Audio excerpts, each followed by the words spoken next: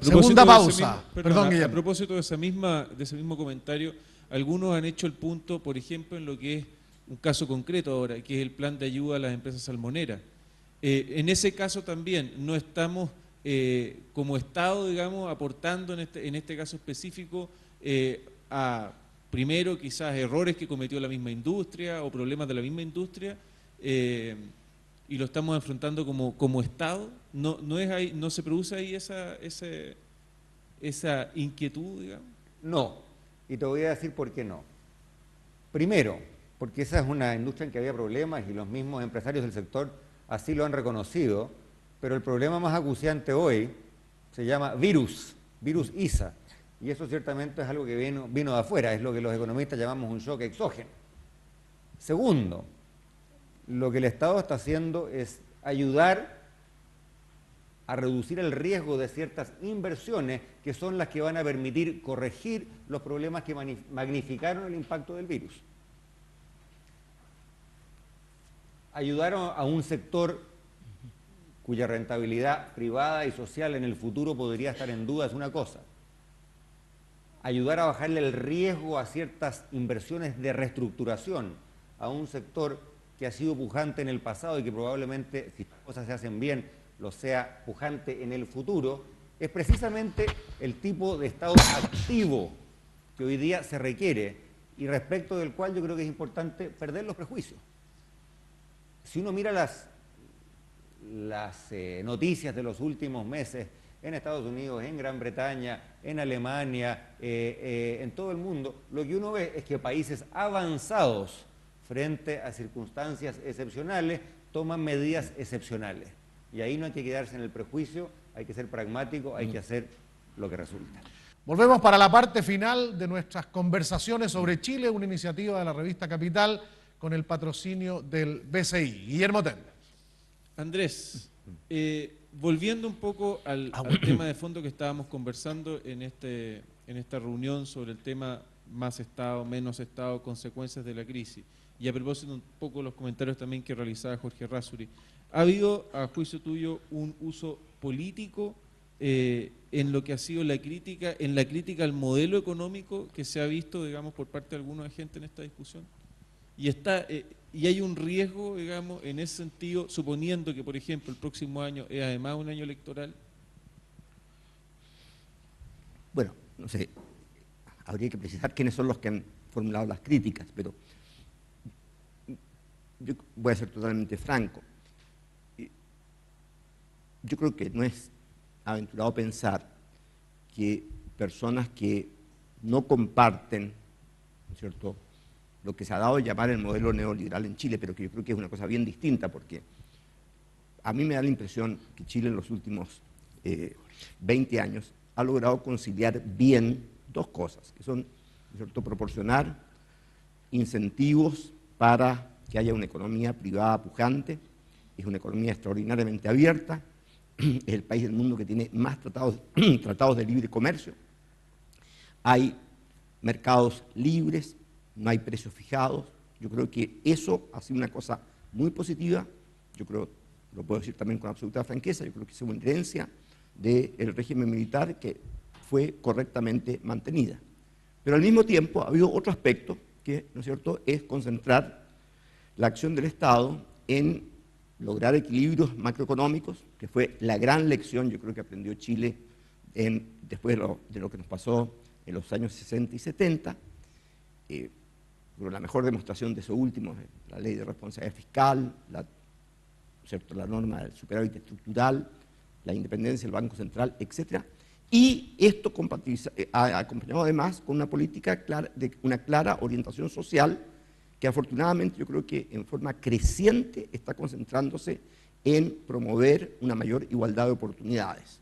Y esto yo creo que es lo absolutamente más importante, no solamente desde un punto de vista ético, sino que también desde un punto de vista social y económico, de que el talento que existe entre los niños pobres, por ejemplo, no se pierda porque no pueden tener acceso a salas cunas o a jardines infantiles, etc. De tal manera que yo creo que, dependiendo de las posiciones políticas que la gente tenga, unos pueden dispararle a esto como un modelo neoliberal, otros lo pueden considerar como algo que es excesivamente socialdemócrata, pero en general a mí me parece que Chile le ha ido bien. Y eso se puede probar, yo creo, ampliamente con estadísticas. Ahora bien, cuando se presenta este tipo de crisis, naturalmente que cada uno trata de llevar agua a su molino. Y algunos van a considerar que la crisis de la regulación en Estados Unidos prueba que hay que cambiar la regulación en Chile, cosa que es un perfecto non sequitur, y creo que no tiene ninguna relación. Entonces, a mí me parece que lo que sería muy importante es que la discusión sea en torno a las deficiencias, insuficiencias que pueda tener lo que estamos haciendo acá, no argumentar que tenemos que cambiar cosas acá porque se cometieron errores de política económica en Estados Unidos o porque hubo mala regulación en Estados Unidos. Y eso, naturalmente, es más difícil hacerlo en un periodo preelectoral, pero yo creo que es muy importante que Chile logre mantener, ¿no es cierto?, equilibrio en estas materias, porque ha sido gracias a esa, digamos, combinación, ¿no es cierto?, de una economía básicamente libre, abierta, en que el motor principal del crecimiento es el sector privado, y de un Estado que con insuficiencias, con imperfecciones, sin embargo, ha garantizado, como muy pocos en el mundo, una estabilidad macroeconómica envidiable y ha avanzado en materia social. Eso es algo que yo creo que vale la pena preservar. Ahora, evidentemente, como en toda obra humana, hay cosas que hay que mejorar, y yo creo que, yo insisto un poco en que la eficiencia... No, ministro, en esa... Nada más que la eficiencia del sector público, y en este caso incluye el sector de empresas públicas, es algo que evidentemente hay que mejorar. Si uno piensa, por ejemplo, algo en que todo el mundo está de acuerdo en Chile, que nuestra principal deficiencia para un crecimiento más rápido en el futuro y para lograr el desarrollo es la relativamente baja calidad de nuestra educación. Y si todo el mundo acepta que en parte, muy fundamental, eso se debe a que la calidad de los profesores no es la adecuada, aceptando que además, ¿no es cierto?, hay que proporcionarle mejores sueldos a los profesores, que hay que gastar más en las escuelas municipales, etc. Pero si todo el mundo está de acuerdo de eso, resulta complicado aceptar que nadie está dispuesto realmente a ponerle el cascabel al gato y modificar verdaderamente el sistema de incentivos y sanciones a los profesores. Y eso se puede repetir en una serie de otros servicios públicos. O para colocar otro ejemplo, y con esto termino, ¿no es cierto?, si uno piensa que un gobierno como el de Lula en Brasil, ¿no es cierto?, o el de Fernando Henrique Cardoso, no sé exactamente cuál fue el que lo hizo, aceptó la participación del capital privado en Petrobras y en Vale del Río 12, que eran empresas estatales gigantescas, digamos, cuesta entender por qué no podría ocurrir lo propio en el caso de Codelco. Entonces, yo creo que ahora eso obviamente es algo que la gente tiene posiciones ideológicas muy fuertes al respecto, pero son ese tipo de ajustes los que yo creo que habría que hacer en este modelo y no tirarlo todo por la borda.